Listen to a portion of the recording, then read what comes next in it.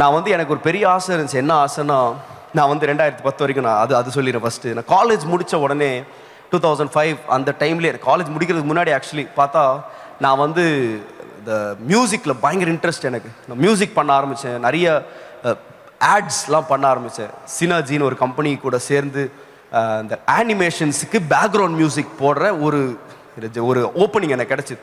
நான் காலேஜ் முடிக்கிறதுக்கு முன்னாடியே அதை செய்ய ஆரம்பித்தேன். அது கடைசியில் எனக்கு பயங்கரமான ஒரு பிரேக் த்ரூ கிடச்சிது, பயங்கரமாக.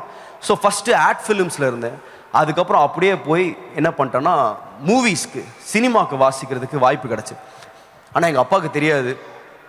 எங்கள் அப்பா நான் ஆட் ஃபிலிம் சினர்ஜி கம்பெனியில் வேலை செய்கிறேன்னு. ஆனால் சைடில் இந்த ஒரு வாய்ப்பு கிடச்ச உடனே டபால்னு அப்படியே போயிட்டு அப்படியே வேலை செய்ய ஆரம்பித்தேன். அதில் பயங்கரமாக சம்பாதிக்க ஆரம்பித்தேன். நான் கடைசியாக வாங்கின சம்பளம் 18,000 ரூபாய் ஒரு நாளைக்கு வாங்க. எனக்கு அந்த காசை வச்சு என்ன பண்ணுறேன்னே தெரியாது. அவ்வளோ காசு பயங்கரமாக வேலை செஞ்சுட்டே இருக்கேன். ஆனால் எனக்கு ஒரு சின்ன ஆசை. அப்போ வேலை செய்யும் பொழுது நிறைய மியூசிக் டைரக்டர்ஸ்க்கு ப்ரோக்ராமராக வேலை செஞ்சேன். அப்போ எனக்கு ஒரு சின்ன ஆசை என்னென்னா, எப்படியாச்சும் ஏஆர் ரகுமானுக்கு போய் ஒரு நாளாச்சும் வேலை செய்யணும். இது வந்து எனக்கு பல வருட கனவு. என்னைக்காச்சும் ஒரு நாள் ஏஆர் ரகுமானுக்கு போய் வேலை செய்யணும். இந்த கனவை வச்சுட்டு ரொம்ப நாளாக வேலை செஞ்சுட்டு இருக்கேன். பல சிடிலாம் டெமோலாம் எப்படியாச்சும் ரகுமானுக்கு அனுப்பணும் அப்படின்னு பல முறை ட்ரை பண்ணி சில முறைலாம் ஜஸ்ட் மிஸ்ல வந்து மிஸ் ஆயிருக்கு. ஸோ அப்படி இதெல்லாம் பல ட்ரைலாம் ஒரு பக்கம் ஓடிக்கிட்டு, ஆனால் வேலை ஓடிக்கிட்டே இருக்கேன். ஏன்னா நல்லா சம்பாரிச்சிட்டு போயிட்டு 2009 எனக்கு திருமணம் நடந்துச்சு. நான் திருமணமான புதுசு அந்த 2010ஆம் ஆண்டு அக்டோபர் மாதம் 8ஆம் தேதி நான் என்னுடைய வேலைக்கு போகிறேன். நான் ஏற்கனவே 5 நாள் வேலை முடிச்சிட்டேன். 6ஆவது நாள் வேலைக்கு போகிறேன். 6 நாள் முடிஞ்சால் எனக்கு அந்த வாரம் சம்பளம் 1,08,000 ரூபா சம்பளம். ஏற்கனவே 90,000 பாக்கி இருக்குது. அன்றைக்கி வேலை செஞ்சால் 1,08,000 ரூபா என் சம்பளம். நான் போய் என் சிஸ்டம் ஆன் பண்ணுறேன். எனக்கு அன்றைக்கு ஆவியில் ஒரு பெரிய கலக்கத்தை ஆண்டவர் கொடுத்தார். To cut the story short சுருக்கமாக.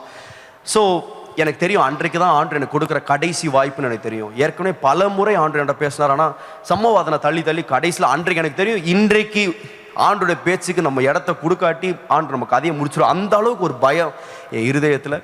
உடனே என் சிஸ்டம் ஆஃப் பண்ணிட்டு, என் சிஸ்டம் கூட எடுக்கல. நான் அப்போ ஜோஷ்வான்னு ஒரு பையன் என் கூட அவனுக்கு கால் பண்ணேன். ஜோஷ்வா என் சிஸ்டம் எல்லாம் எடுத்துகிட்டு வீட்டுக்கு வந்துரு. நான் டைரக்ட் மியூசிக் டைரக்டர் கூட எதுவுமே சொல்ல. நான் வெளியே வந்துட்டு அவருக்கு மெசேஜ் அனுப்பிச்சேன், I am not coming back, நான் திருப்பி வரமாட்டேன்னு சொல்லிட்டு வந்துட்டேன்.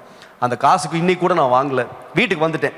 வீட்டுக்கு வந்தால் என் மனைவி எப்போவுமே நைட்டு 10 மணிக்கு 9 to 9 நான் வேலை செய்வேன். காலைல 9 மணி நைட்டு 9 மணி வரைக்கும் வேலை. எப்போவுமே நைட்டு 10 மணிக்கு வரும். ஆனால் அன்னைக்கு காலையிலேயே 10 மணிக்கு நான் வீட்டில் நிற்கிறேன். என் மனைவி கேட்டாங்க, ஏன் இவ்வளோ சீக்கிரம் வந்தீங்கன்னு கேட்டேன். நான் சொன்னேன், அவ்வளோதாம்மா, இன்னையோட முடிஞ்சிருச்சு, என்னையோட நான் ஆண்டருக்கு என் வாழ்க்கையை ஒப்பு கொடுக்குறேன். உடனே என் மனைவி வந்து பாருங்கள், கல்யாணம் ஆகி ஒரு 1 year அப்படி தான் ஆயிருக்கு. அவங்க ரொம்ப நாளாக எனக்காக இதுக்காக ஜோம் பண்ணிட்டு அவன் பயங்கர சந்தோஷம். ஆனாலும் என் மேல் நம்பிக்கை கிடையாது. இவன் சும்மா தான் சொல்கிறானா இல்லை உண்மையாகவே தீர்மானம் எடுத்துருக்கான்.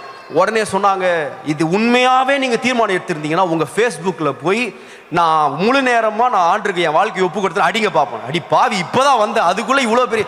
உடனே ஆனால் கல்யாணம் ஆன புதுசு பாருங்கள், எதை சொன்னாலும் செய்வோம் பாருங்கள். உடனே போய் நானும் போய் அடிச்சிட்டேன். காலையில் ஒரு 11-12 மணி இருக்கும் போய் அடித்தேன். I give my life full time for Christ. இன்றைக்கும் அந்த போஸ்ட் இருக்குது. எல்லாரும் கமெண்ட் பண்ண ஆரம்பிச்சாங்க. ஆல்வின் தாமஸ் அண்ணா கூட கமெண்ட் பண்ணியிருந்தார், ஜோயல் தேங்க்யூ ஸோ மச். நிறைய பேருக்கு என்னன்னே தெரியாமலாம் கமெண்ட் அடிக்கிறான்.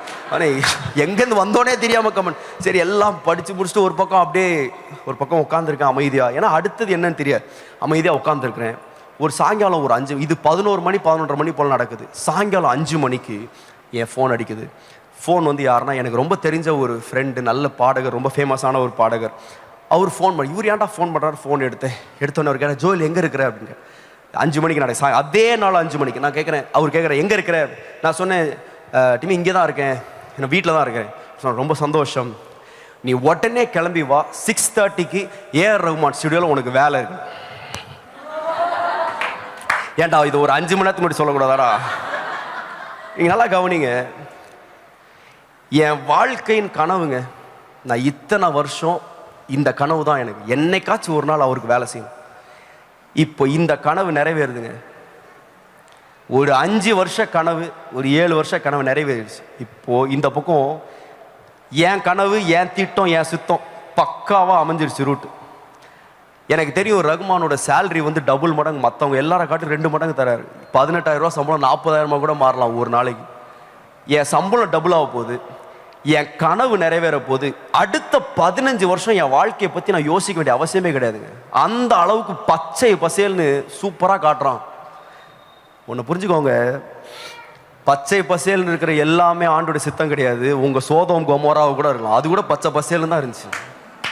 இந்த பக்கம் பச்சை பசேல் அழகாக காட்டுறாங்க, எனக்கு 15 வருஷம் அடுத்த 15 வருஷம் சூப்பராக தெரியுது. ஆனால் இந்த பக்கம் எனக்கு தெரியும் இது ஆண்டோட சித்தம்னு தெரியும். ஆனால் உண்மை என்னன்னா அடுத்த நாள் என்னன்னு எனக்கு தெரியாது, நெக்ஸ்ட் டே தெரியாது. ஆனால் ஆண்டவர் சொல்கிறேன் நம்புப்பா. இந்த பக்கம் மாமிசம் சொல்லுது, டே ஒன்றை போல ஒரு லூஸ் இருக்க முடியாது, இதை போய் விட்டானா, இது உன் வாழ்க்கையினுடைய கனவு. ஆனால் இந்த பக்கம் ஆண்டவருடைய திட்டம் இருக்கு, எனக்கு அடுத்த நாள் தெரியாது.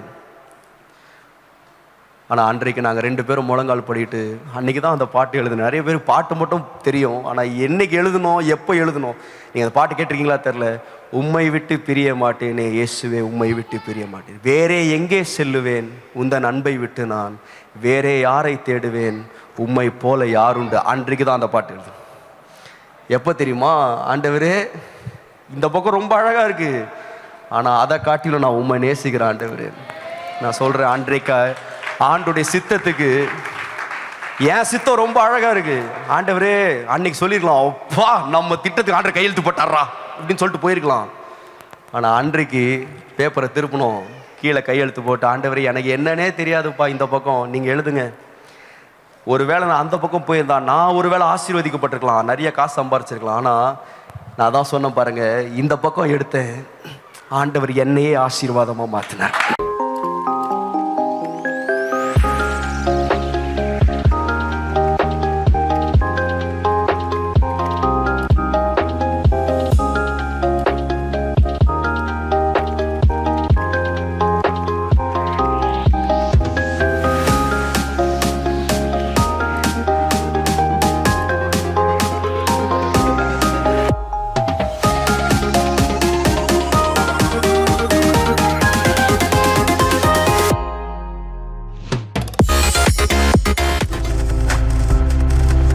நீங்கள் பார்த்து கொண்டிருப்பது உங்கள் ஜாய் டிவி. உங்கள் துக்கம் சந்தோஷமாய் மாறும்.